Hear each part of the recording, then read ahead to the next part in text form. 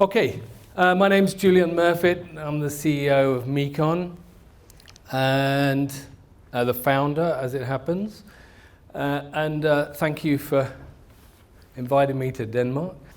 So I think the presentation title might be slightly different in the catalogue. It's a huge paragraph or a whole topic. I think it's a whole document. So we tried to slim it down, and we'll cover a couple of things. These are three primary takeaways that I'm looking for. So looking at some of the success for a company, or a couple of companies actually, that moved to AEM docs. I'll talk about that in a second. Some of the key pain points that we've picked up, which might be useful and hopefully will ring a chord. And really ultimately how it helped them, what the efficiency improvements were. Firstly though, I'll just give you a bit of background of the company and me, just so you can set the scene. I'll try not to do too much of this. If I take more than 5 minutes on this, someone's got to shout, because I've got so much to cover. So we're starting in 1990. Just to make that clear, when you have AEM docs on the slide. I'm going to talk a bit about that in a second. Not too quick. Wait. Yes, but it's a fair question. We'll just talk a little bit about that in a second. So just a bit of background, and then we'll go, actually, why are you here? Started in 1990, and my first exposure to FrameMaker was in about 92, and since then I've worked with FrameMaker, so I'm sure I should get some time off for good behaviour, really. And we're about 30 people, so relatively big in the scale of this type of market, but we're a tiny little dot in the world of business, which I accept. But essentially, we focus on documents, and so hopefully that's pretty well your industry. All our business has been focused on how to create, manage, and deliver documents. And that's involving consulting, system integration, and we're working all over the world, of course. The UK actually is a pretty small market, as you can imagine, for that type of area. Germany is probably one of the biggest markets, ironically, but it's probably the hardest for Brits to work in. Our language management is awful. I speak English fairly well, but I'm sad to say I can't speak anything else. So that's an apology. These three columns here, I'm not trying to show off some of the industries we work in or some of the companies we work in, but I've categorized these into three, and essentially there are two primary categories here. And one of them, the one on the right, is their business is documentation. And the other two, their second business is documentation. In other words, the other two on the left, they make stuff, but they have to document it. Now, this may not be unusual for you guys because you're technical writers of some description, I imagine.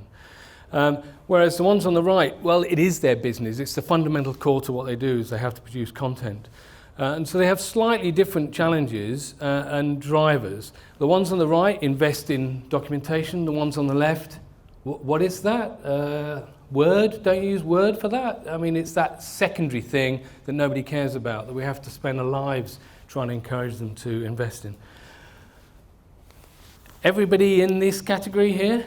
Anybody not in any of these two categories? I.e., do you think you're in something that's maybe pharmaceutical, because that's not really very well covered? Anything there? Yeah? Okay. Okay.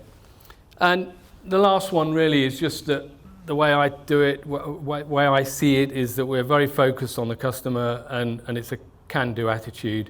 And we're running through the sorts of things that we have to do is requirements. We have to work out the information architecture, and if that's a new word, we could have a whole afternoon discussing what that means.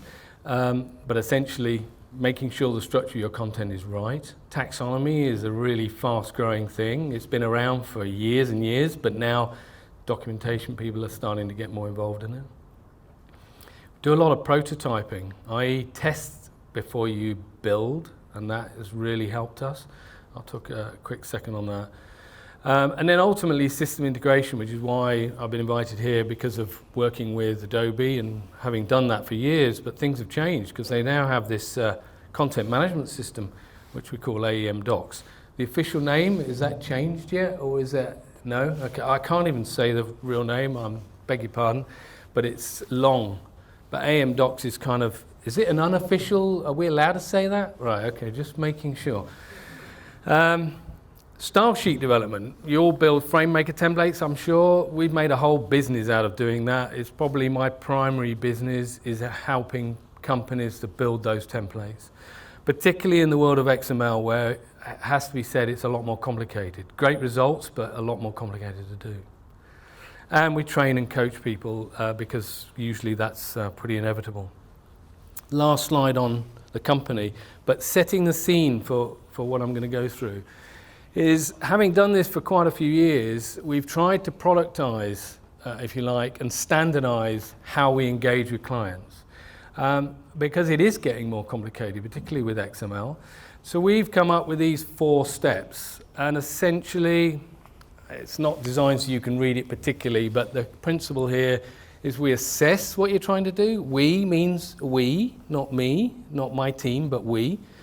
We assess what you're trying to do, what the project's about. Then we design it. No tools involved usually at this stage. Then we prototype it, and prototype it to make sure that the design works. And then, of course, we then roll that out and implement it. And by this stage, of course, you've got some tools in mind. And that seems to be working quite well for us. And essentially, this is really about the case study of a project that we've done. In fact, it's based on 3 customers, and it's a bit awkward to name any of them, which is very unusual. Usually you like to be here saying, and we worked with this big blue chip company that sounds great. The reason we can't say, and we should never start a presentation with an apology, but the primary customer that I'm talking about is an international standards body. They're in the financial industry, and at some point this will become much more public. In fact, you will see their name, so it's not a complete secret. It's just they weren't quite ready to go to market to actually publish and actually present, otherwise they would have been here themselves. We've already done a case study, so it is getting out there. But they want to do more, and they want to do more before they get really out there to talk about it. And then I've got another couple, which are high-tech electronics companies. So the first one is their business is publishing. They have to publish, that's the whole reason they're there. And the other 2 are really their high-tech electronics companies, they're supporting our product. I've got less information about them, but there are a couple of key things that come out that that are quite relevant. So that's who we're going to talk about. And this is what we're talking about. And so the first question is, who actually does know what AEM Docs is? Who's brave enough to put their hand up? There won't be any questions, by the way. So you're going, well, you're talking about this product that's been bought in by a customer, and what the hell is it? DITA, I heard a few questions about DITA, so I'm going to say, again, be brave. Who actually doesn't really know anything about DITA? Okay, and that's nothing to be ashamed of. You probably have a life. What does that mean? It means I don't. And I actually don't know that much. But firstly, AEM Docs then. I'm not here to sell AEM Docs or to try and explain it, because that's a presentation in itself. But just to help set the scene, AEM Docs essentially is a CMS. It's a content management system. There are a number of names that people give that. In aerospace, we call it a common source database.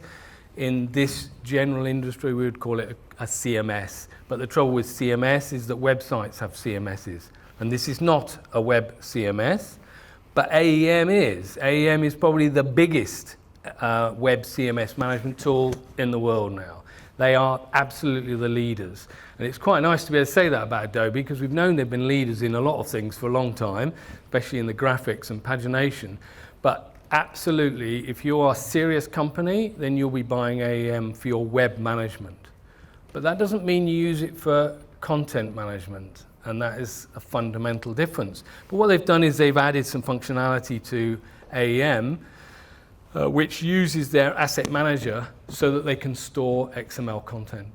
Okay, and I have to say, although I am stood here, so it'd be unlikely for me to say anything other, they've done a pretty good job of it. And they're making real noise in the market and scaring a few other CMS vendors.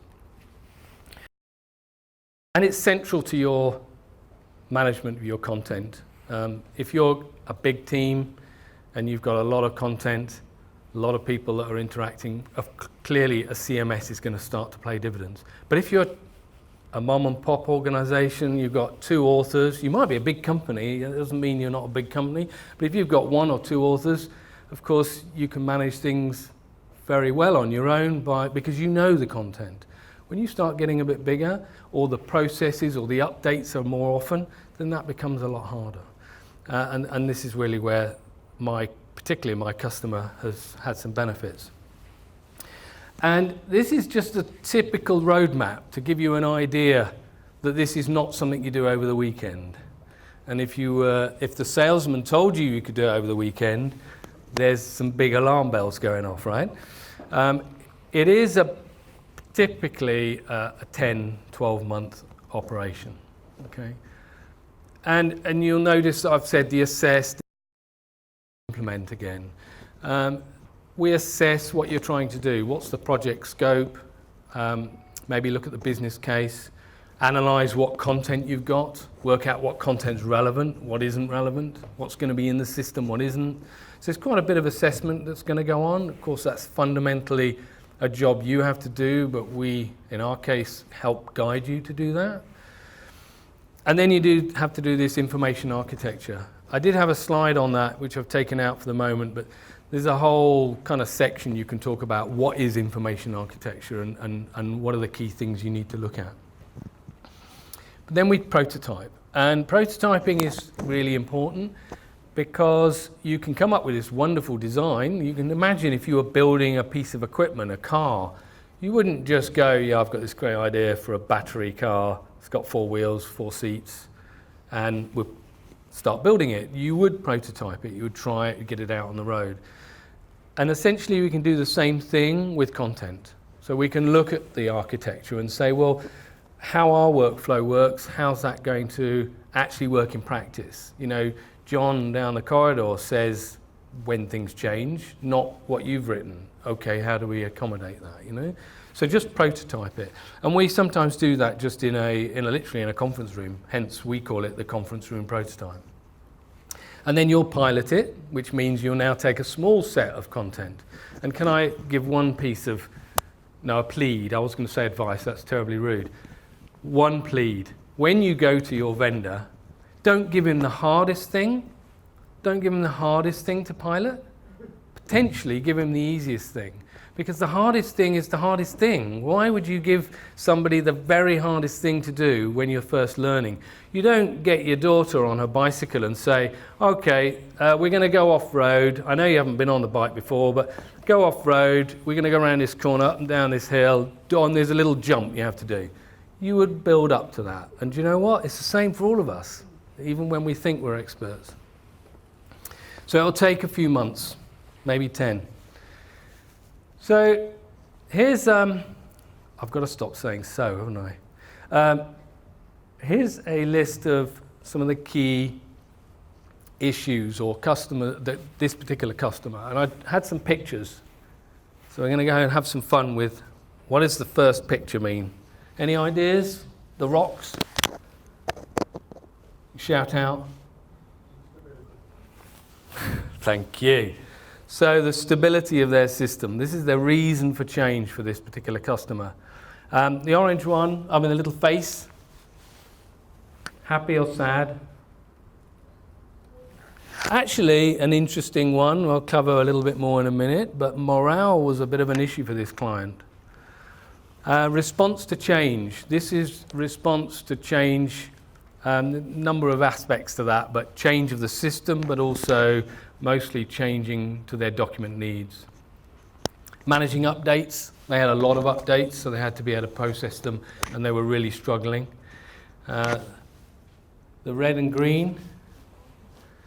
The user experience, right? That's the thing that you guys are using, and no one else sees. That may have an impact on morale, but in this case. And then publishing, the process for their publishing. These were fundamental things that they were having stumbling blocks on. In fact, all of the customers we've dealt with. Reputational risk, something very hard to measure, but they were quite concerned about it, particularly in this particular case as a standards body. And then really what their future opportunities were. So they're the key things I want to go through now, okay? And how are we doing? So stability. Their problem, they built their own system. Now, interestingly, some companies, when they built their own system, get real benefit from that. They get benefit because the guy that built it is in the room next door. In fact, I was talking to a guy the other day who said, yeah, it's amazing. We've got this system. John built it. There's a lot of Johns. John built it, and Jane tested it and implemented it. And all I do is say, hey, Jane, what do you reckon to changing that? And yeah, I can do that. And then they work together, and around an hour later, they've got an update. So it's really good, isn't it? When you've got technical people on hand, you don't have to phone up Adobe or phone up the manufacturer and try and find out what's going on. You just go and walk next door. The challenge for them was, and I'll use the analogy of a building. If I built a 3-story building and you go, hey, you know that building you built me, it's good. I need another 3 stories. There's a fundamental problem there, isn't there? Because I can change the decor, I can repaint the rooms, that's easy. But if I want to put another 3 stories on the damn thing, that's not so easy, because that's a fundamental architecture problem. And so when you build your own, if you didn't have the vision to need 5, 6, 8, 10 stories, why would you have built foundations that are so strong? And so I don't want to overplay that metaphor, but the key here is that build your own. You don't always see beyond what your immediate problems are. And this is exactly what this client had. And so they were able to implement AEM, and interestingly, 95% of their requirements were out of the box. Reality is, there were probably another 80 or so percent that didn't even look at. Yeah? That's the other foundation that you didn't need yet, but you might need tomorrow. And people will say, but if you build it yourself, you get exactly what you want. And really my point here is that actually they achieved 95% straight out of the box. And then the other bits were some customization, a bit of configuration. You can do quite a lot with DITA, which we can talk about in a moment. And it gave them an opportunity to enhance their IA. And they actually were able to adopt a standard, which was DITA, because they had their own schema as well. And their own schema means this idea of the foundations is even more difficult, because you've got to actually invent your whole schema, and that's tough. The morale one, I don't know if that comes up very often. Any show of hands, if you dare, of where you think morale is a problem due to the IT infrastructure? Of course it is. I mean, we know there are lots of things where we get frustrated. In fairness, I own the company, I run the company, and yet I still get IT problems, right? I still have challenges with my team and go, why is it this doesn't work? It doesn't matter where you are in the business, we all have that. This particular client was struggling because they had some key people that knew the content and they were threatening to go. They actually had, in fact, one of them had said, look, I'm giving you 2 weeks notice. I've got to go, I need to be out of here. And they were firefighting. So firefighting in this case is they'd fix a problem, and the next week they'd have to fix the same problem. So they're constantly just trying to stay ahead of the game, which means even just to do their normal job, their day job, they're struggling. They can't expand. The opportunity to improve, the product, but perhaps more importantly themselves. CPD, is that a phrase you use here? Continuous professional development is a phrase we use in the UK. So we all should be looking at CPD. Yeah? We should all be looking at how do we develop ourselves. And how do you do that when you're constantly battling with the system that's around you? And again, their solution, implementing AEM, was really good. It gave them a new opportunity for a new strategy. It just revitalized the whole team. They had people that are actually in the team, they didn't even know they had the skills. And suddenly these new skills are coming out because suddenly they had a new thing to play with. So it rekindled this enthusiasm. And in fact, one person that was saying that I've had enough, 2 years on, she's still cracking along. And so that's been a major benefit. I mean, that alone, the cost of replacing that person has probably been quite important. Response to change. I thought pulling a donkey is a bit like that, isn't it, sometimes? And actually the financial crash, and originally when we were putting on this, we had the financial crash, and I thought, which financial crash? I mean, that's like, it's always happening, isn't it? And then I couldn't remember when it was. Was it 2007, or was it when we decided to Brexit? I don't know, when it's constant, right?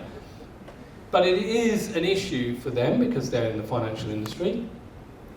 And what they're finding is that when they had a crash, they had lots of new legislations that would come in. And so being able to change the system and also change the documentation to support that, they were really struggling. So it's a bit like if you're in a manufacturing industry, they brought out a new product and you've got to get the docs out next week, right? And if you don't get them out, you're going to delay delivery of the new product. And we all know that's pretty stressful. And this is how it related to them. And these aspects of the whole system with this 15 steps that it's talking about here, 15 steps to do a process. Now, I can't actually tell you which ones they are because I haven't got those to hand, but they seem to have a lot of things and levers and things that they had to import and process and just to be able to get an update out. So inevitably it took a long time. And the stakeholders in this case is a bit like your partners. They have very large institutes, that maybe accounting companies, that would use this content, and they're big enough to start to control the game and say, we want documents in a particular way. So they would ask for specific information. And again, they couldn't respond to that. They said, well, this is what we've got. We've got this book, and you can have to have that book. And they had one particular example where the output was taking 3 hours to publish. And it was a small document, actually. But to take 3 hours meant that just to process it, by the time they finished it, if there was an error, to go back, you can imagine how painful that is. So it meant that they really weren't very agile or very responsive. A key thing here is granularity. The granularity of the content is probably where the big step change for them was. So whether you're in DITA, or whether you're in XML, or whether you're in whatever, if you can start to manage granularity, and we know Frame for years has allowed you to work in a book idea, these guys were essentially working with one whole manual, and it meant that they can't reuse and they couldn't change things very easily. And so this helped a great deal. Tagging the information, a better reuse was a fantastic thing, so they could reuse content in different ways. I'm going to touch on some aspects of that and some of the mechanism. The enhanced architecture, because they were able to use some of the stuff that came from DITA, and that 3 hours went down to 3 minutes. 3 minutes. That's hit the button, and even that's slow when you think how long it takes to output some things, right? When you just hit a button, it outputs. When you hit print, you don't wait 3 minutes, do you? I mean, if we did that, we'd all be shooting ourselves. But this has actually got quite a big process to go through. But now 3 minutes, yeah, I can actually wait 3 minutes to see what will then generate, and it then generates a book, we can check it.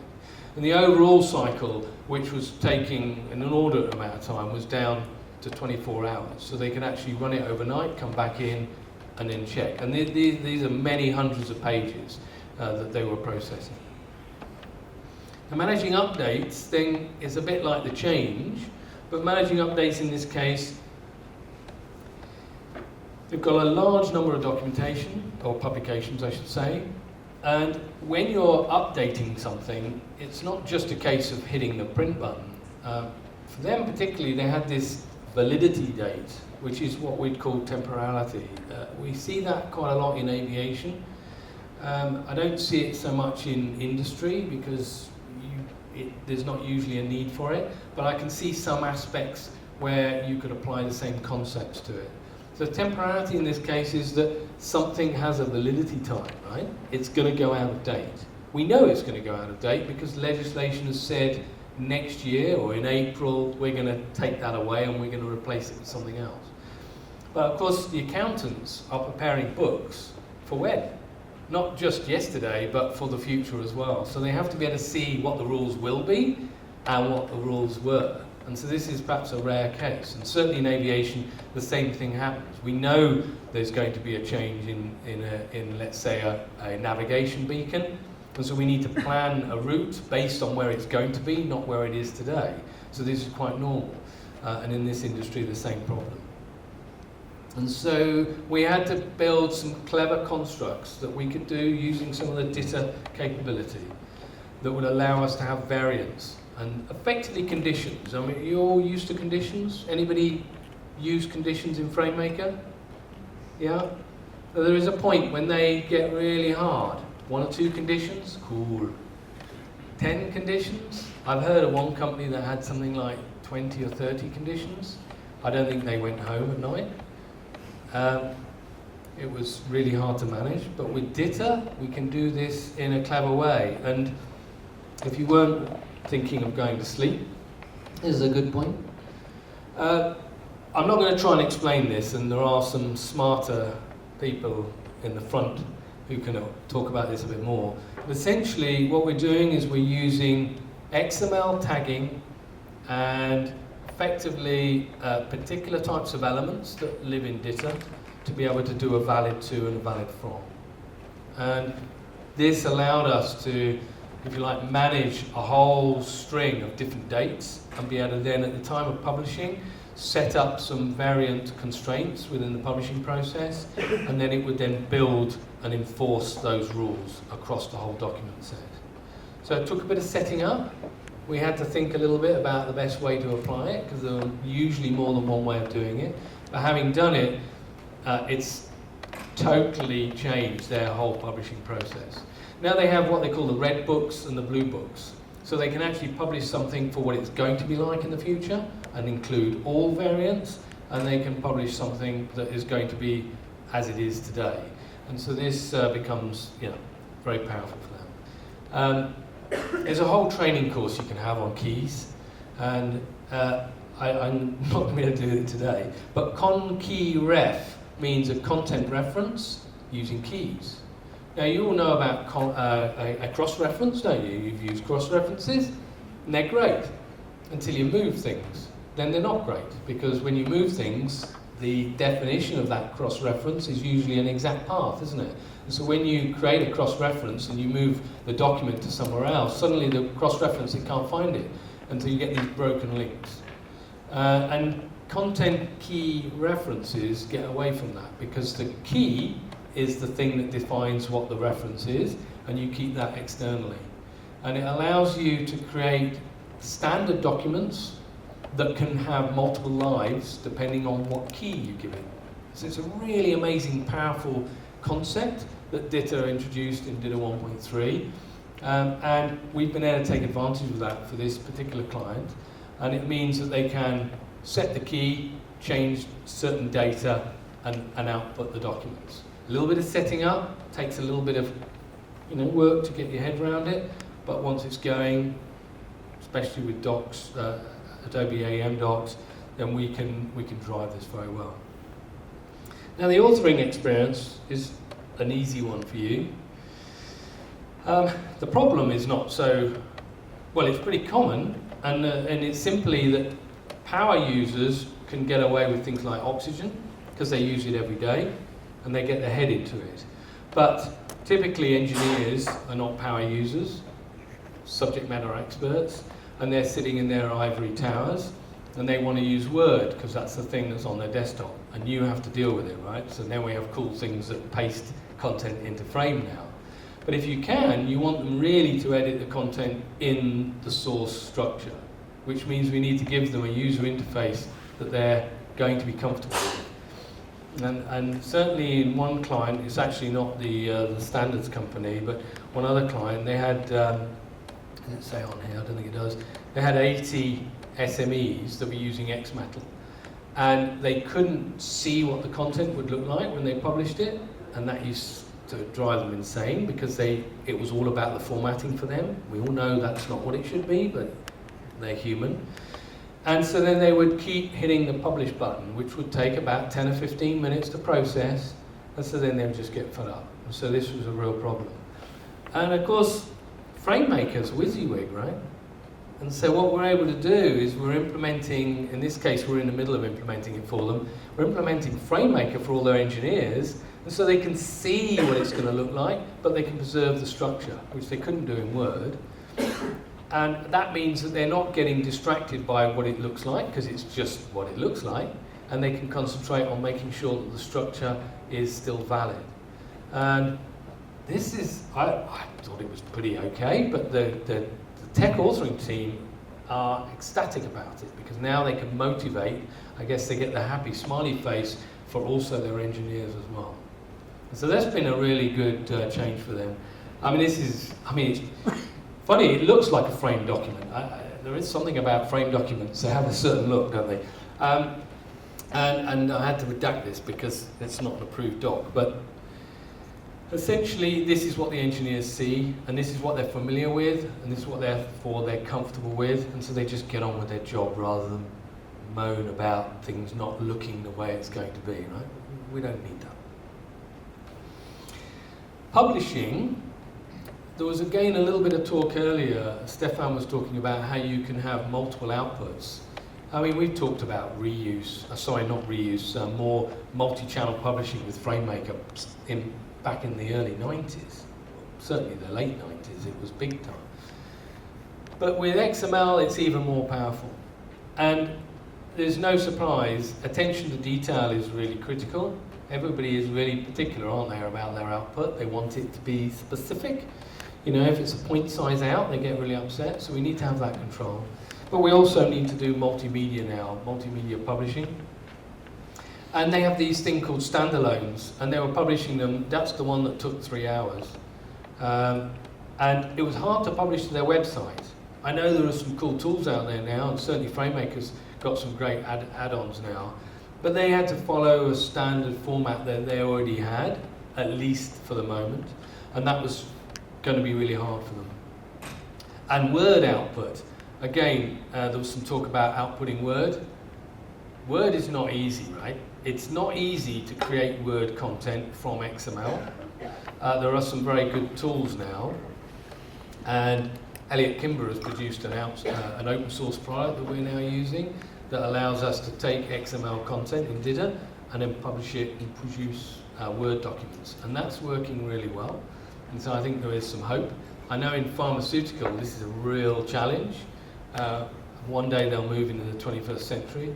Actually not they, the pharmaceutical industry is fine. It's the standards body and the regulator that need to move into the 21st century and stop forcing them to use Word, but they are forcing them, so we have to produce this Word content for them. The 3 hours, I said, was down to 2 minutes, and their bound volumes, which are a fairly big document, that was about 28 minutes, which is still short enough for them to do a pre-publish, check it, and go, okay, that's good, we'll go with it. I mean, these are big documents, so we accept that we're going to have to wait a while. And for the record, we're using Antenna House and FrameMaker publishing server here.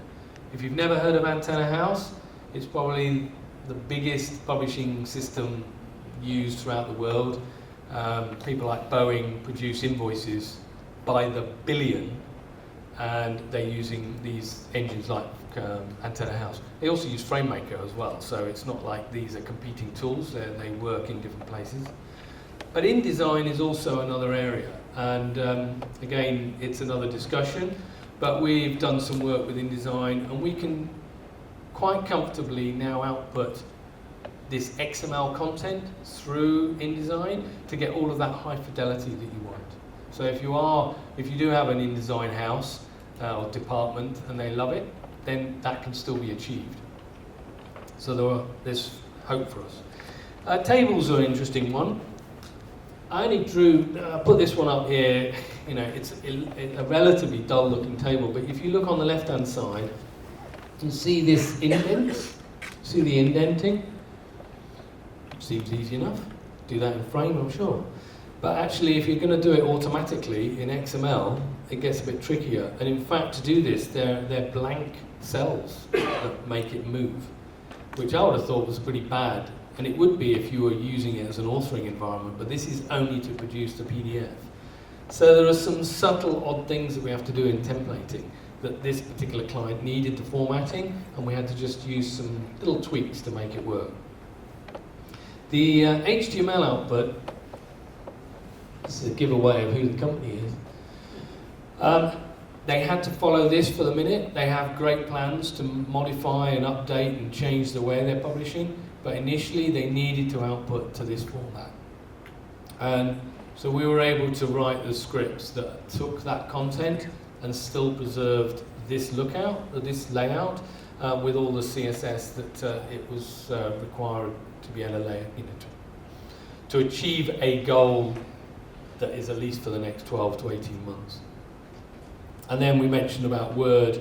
The Word output is important because some of their other customers would want the content so that they can modify it and do their own thing with it. And they don't, maybe they're a smaller team, they don't have the desire to play with XML. Some of their larger customers take DITA because it's a much more transferable format. But if you need Word, we can now do it. So we could definitely achieve something for them there, which they couldn't do before. Reputational risk is a hard one, isn't it? You can't really measure that. I mean, if you get a bad name, you just get a bad name. And it's hard to get feedback. Nobody tells you, nobody wants to tell you. And they were really concerned about this because if they've got slow updates, that was going to affect them. There is competition. This standards body is used all over the world, and people look up to them as being, yeah, they've really got it nailed. They start making mistakes and start sending out content that's got errors in them. And things like parentheses and brackets, if you've got open brackets and a closed bracket and you miss one, it can mean an awful lot. Because these are accounting documents, essentially they're like legal documents. So they have real legal implications if you miss something. So error identification was one of the hard things to measure and very hard to measure the impact financially. And again, with the new solution, it's much easier to identify the errors and find patterns and search for things in AEM. And so then they can therefore reduce the issues with copyright or watermarks and icons, things that they were just overlooking, and they had a lot of proofreaders that would run through it, and this way they're able to search for a particular pattern. And so that's been a fantastic benefit. The future. Well, the future, we mentioned about hard to find, but it's also hard to find for the customer. And so now they want to make the website better. They're looking at AEM sites so that they can actually have a full end-to-end process. And so their customers will be able to find different information a bit easier. Findability of the content. Also, they're able to share the content in DITA. As I mentioned, DITA is an open standard. If you didn't know too much about it, you want to find out, there is an awful lot, of course, on the web. But because it's an open standard and it's used internationally, it's easier to be able to hand it to someone. If you've got your own schema, you've designed your own schema, i.e. your own structure of your documents, then it's very hard to share that with multiple people because you've got to teach them what your schema is first. Whereas if you're using DITA, and of course, if you're in the aerospace industry, and we were talking to some people yesterday about this, S1000D is the other standard. And that is also for the same reason. We can share content with one organisation to another, and we know when they get it, it will be as they expected. And DITA definitely gives us this opportunity. They're getting much better management reports. Again, lots of authors, you need more reports. Lots of documents, same issue. And so now they're developing those, and they're still wanting to develop more, because those are the sorts of things you have to think about and write. It's the extra story on the building. They didn't know they needed that level, but now they're working up towards it, and the system allows them to do that. Reason for change. This is a new thing that they haven't quite worked out how to do yet, but they know they need to do it, because then when the reader is looking at something, they can actually see additional, if you like, tooltips. It's a bit like user assistance information for a software help, right? I'm looking at the document, but actually I've bothered to give them a little bit of extra information to say, why have we made this change? Okay, I can see the impact of that. because accounting standards are quite complex, as you probably imagine. The enhanced web design I mentioned earlier, to be honest, and that's just going to be one of those things that comes out also with the AEM implementation, so that they now have full power of the website and much more findability, implementing taxonomy that's listed above, where the taxonomy will help the customer actually find a specific piece of information. Much more consistent. And at the moment, it's mostly in English. In fact, I think they support one other language, but they're now able to say that we can be able to go to multiple languages, because the translation process, when you've got XML, is hugely improved. I mean, a few years ago, it was probably the biggest driver. We would go to a customer, and if they were doing translation, we could say, we'll save you 30% just on the translation process. And of course, the budgets for translation are usually through the roof. If you have translation departments, any of you? Yeah? They spend a lot of money, don't they? If only we could have some of that. They're spending thousands, tens of thousands a year, millions a year, right, in some of the larger organisations. And it's just one of those costs. And yet, you ask for £10,000 for a new system, and they look at you like you've just landed from Mars. And so what we have to do is we say, we'll take some of that $2 million a year translation budget. If we could save you 10%, I can have a new system, please. So this is one of the strategies we used to use for creating a business case. It still applies, but I think there are others and more available now. Migration success. So running in now to the end, and I'm 2 minutes over. Establishing an information architecture is really important. And if you're still kind of going, yeah, I'm not quite sure what that means, well, there are lots of, well, we can certainly share some information, but you've got to have a good information architecture. You've got to think about your structure. You do it all the time without even thinking about it in terms of the book paradigm, but when you start to expand this into DITA, you need to go a little bit deeper. The granularity, therefore, and the reuse can start to play here, and the versioning. And governance, because governance, of course, is really important, particularly in a lot of regulated industries. Change management and winning the hearts and minds of people, getting them on board is part of the morale thing. You need to get senior management backing, of course. Kind of touched on that with where the money's coming from. And if we can help you to get some clear goals and make those decisions, and keeping the project visible as well as the progress. Trying to take him out. That wasn't me. I didn't do that. And then making sure you've got sufficient resources, because as I mentioned, it takes 10 months. You've still got to do your day job, right? So how are you going to do your day job and be implementing this? So that clearly is quite important. And I think with the testing side, if you don't test it, then clearly we're going to find some problems later. I'd say you need to partner with experts, of course, and we'd love to talk to you. But that, joking apart, of course, there are companies out there that will help you. I think it's absolutely important that you get external help.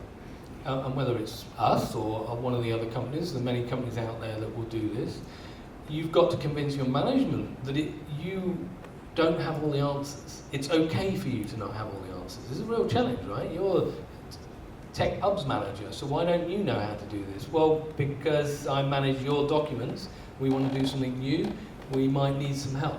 It's okay for managers and senior directors to get coaching, isn't it?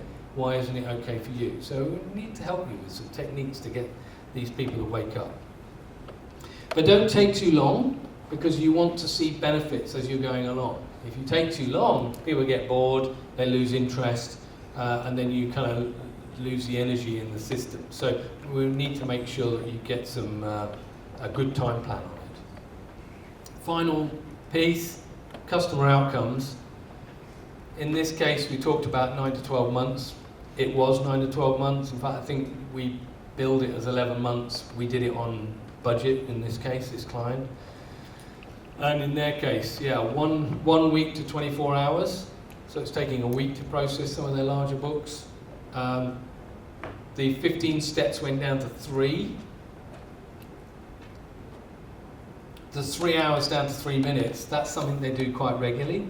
And so now they can really process that and do a check and rerun it. So they're and hence, of course, staff morale has definitely improved. The 95% functionality out of the box was pretty key to them. They looked at a number of systems, they trialed a few, and then went with AEM, and that was a big selling point for them. It was an easy sell, in fact, he said. And what did they say? I didn't say any of these, I didn't write these. This is what they said.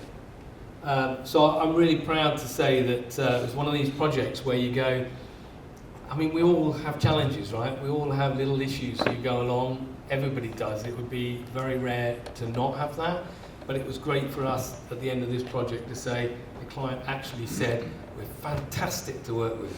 I can be proud and go home with that. But they also said they love AEM, the fact that it's stable, it's very capable, and ultimately it's really driving productivity and improving their efficiency.